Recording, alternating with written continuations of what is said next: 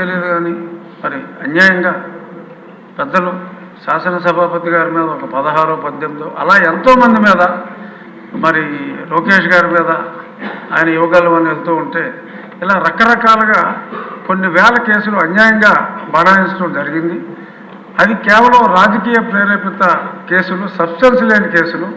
మరి అటువంటి సబ్స్టెన్స్ లేని ఎన్నో వేల కేసుల్లో మరి ఈరోజు ఒక దుష్ట పాలనను అంతమొందించడానికి, మంచి పాలన రావడానికి ఒక ట్వీట్ చేసినా కూడా కేసులు పెట్టినవి ఎన్నో వేలల్లో ఉన్నాయి. కాబట్టి వాటిని మళ్ళీ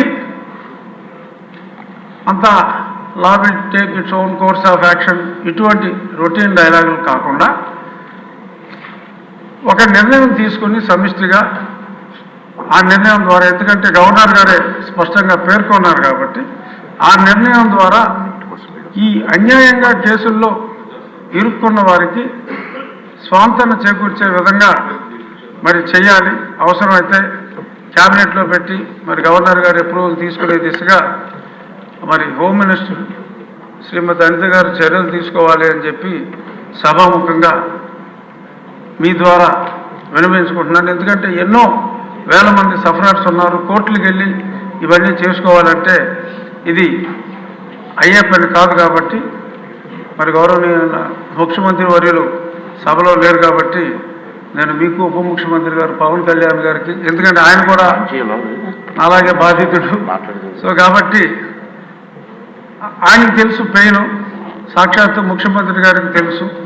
సో కాబట్టి చిన్న చిన్న వాళ్ళందరినీ కూడా అన్యాయంగా ఇరికించారు. కాబట్టి ఈ వేలాది కేసుల నుంచి బయటపడాలి. అలాగే మరి గత ప్రభుత్వంలో కొంతమంది సఫర్ అయ్యారు.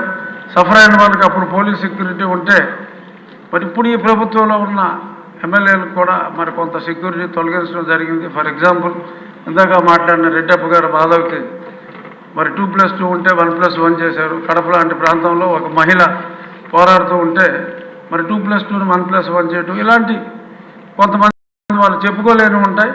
సో అంచేత ఇటువంటివి ఏమన్నా ఉన్నా కూడా ఆ రక్షణ కల్పించవలసిన అవసరం ఉందని సభాముఖంగా మరొకసారి తమకు తెలియజేస్తూ ఈ అవకాశం ఇచ్చినందుకు ధన్యవాదాలు.